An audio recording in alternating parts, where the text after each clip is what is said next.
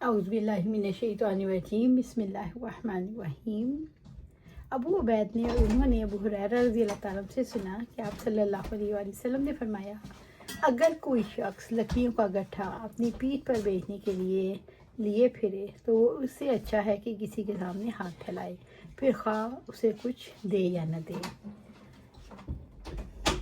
علی بن ابی طالب نے بیان کیا کہ آپ صلی اللہ علیہ وسلم کے ساتھ بدر کی لڑائی کے موقع پر مجھے ایک جوان اونٹنی غنیمت میں ملی اور ایک دوسری اونٹنی مجھے آپ صلی اللہ علیہ وسلم نے عنایت فرمائی۔ ایک دن ایک انصاری صحابی کے دروازے پر میں ان دونوں کو اس خیال سے باندھے ہوئے تھا کہ ان کی پیٹھ پر ازخر، عرب کی خوشبودار گھاس جسے سنار وغیرہ استعمال کرتے تھے، رکھ کر بیچنے لے جاؤں۔ بنی کینکا کا ایک سنار بھی میرے ساتھ تھا۔ اس طرح خیال یہ تھا کہ اس کی آمدنی سے فاطمہ رضی اللہ تعالیٰ عنہ جن سے میں نکاح کرنے والا تھا ان کا ولیمہ کروں گا۔ حمزہ بن عبداللہ عبد المطلب اسی انصاری کے گھر میں شراب پی رہے تھے، ان کے ساتھ ایک گانے والی بھی تھی۔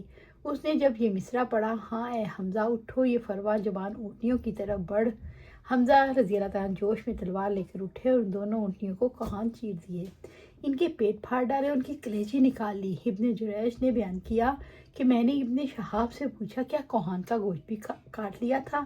تو انہوں نے جواب بیان کیا ان دونوں کے کوہان کاٹ لیے اور انہیں لے گئے۔ ابن شہاب نے بیان کیا کہ حضرت علی رضی اللہ عنہ نے فرمایا، مجھے یہ دیکھ کر بڑی تکلیف ہوئی، پھر میں نبی صلی اللہ علیہ وسلم کی خدمت میں حاضر ہوا۔ آپ کی خدمت میں اس وقت زید بن حارثہ رضی اللہ تعالیٰ عنہ بھی موجود تھے۔ میں نے آپ کو اس واقعے کی اطلاع دی تو آپ تشریف لائے۔ زید نے بھی آپ کے ساتھ ہی تھے، زید رضی اللہ تعالیٰ عنہ بھی آپ کے ساتھ ہی تھے اور میں بھی آپ کے ساتھ تھا۔ آپ صلی اللہ علیہ وسلم جب حضرت حمزہ رضی اللہ تعالیٰ عنہ کے پاس پہنچی اور آپ نے خفگی ظاہر فرمائی تو حضرت حمزہ نے نظر اٹھا کر کہا، تم سب میرے باپ دادا کے غلام ہو۔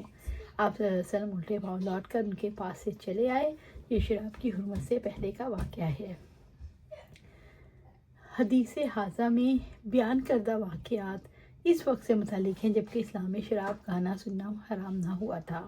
بدر کی اموال غنیمت میں سے ایک جوان اونٹنی حضرت علی رضی اللہ عنہ کو بطور مال غنیمت ملی اور ایک اونٹنی آپ صلی اللہ علیہ وسلم نے ان کو بطور صلہ رحمی اپنے خاص حصے میں سے مرحمت فرمائی۔ چنانچہ ان کا ارادہ ہوا کیوں نہ ان دونوں اونٹنیوں سے کام لیا جائے اور ان پر جنگل سے ازخر گھاس جمع کر کے لاد کر لائی جائے اور اسے بازار میں فروخت کیا جائے تاکہ ضرورت شادی کے لیے جو ہونے والی تھی کچھ سرمایہ جمع ہو جائے۔ اس کاروبار میں ایک دوسرے انصاری بھائی اور ایک بنو کینکا کے سنار بھی شریک ہونے والے تھے۔ حضرت علی رضی اللہ تعالیٰ عنہ عزائم کے ساتھ اپنے ہر دو سواریوں کو لے کر اس انصاری مسلمان کے گھر پہنچے اور ان کے دروازے پر جا کر دو اونٹنیوں کو باندھ دیا۔ اتفاق کی بات ہے کہ اسی انصاری کے اسی گھر میں اس وقت حمزہ رضی اللہ تعالیٰ عنہ شراب نوشی اور گانے میں محو تھے۔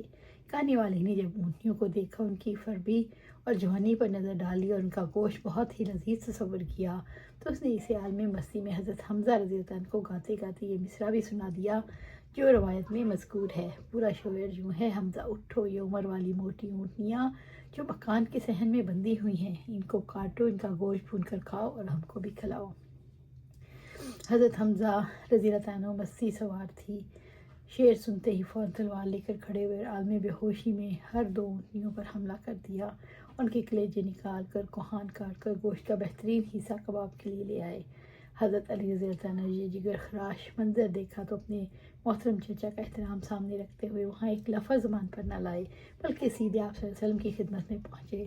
اس وقت زید بن حارثہ بھی وہاں موجود تھے، چنانچہ آپ نے سارا واقعہ آپ صلی اللہ علیہ وسلم کو سنایا اور اپنی اس پریشانی کو تفصیل سے بیان کیا، جسے سن کر آپ صلی اللہ علیہ وسلم زید بن حارثہ رضی اللہ تعالیٰ عنہ اور آپ کو ہمراہ لے کر فوراً ہی موقع کا معائنہ کرنے چلے آئے اور حضرت حمزہ رضی اللہ عنہ کے پاس پہنچے جو کہ ابھی تک شراب اور کباب کے نشے میں چور تھے۔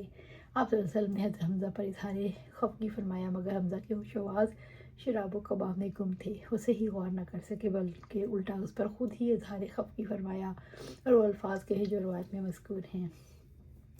مولانا فرماتے ہیں حضرت حمزہ اس وقت نشے میں تھے، اس لیے ایسا کہنے سے وہ گناہ گار نہیں ہوئے۔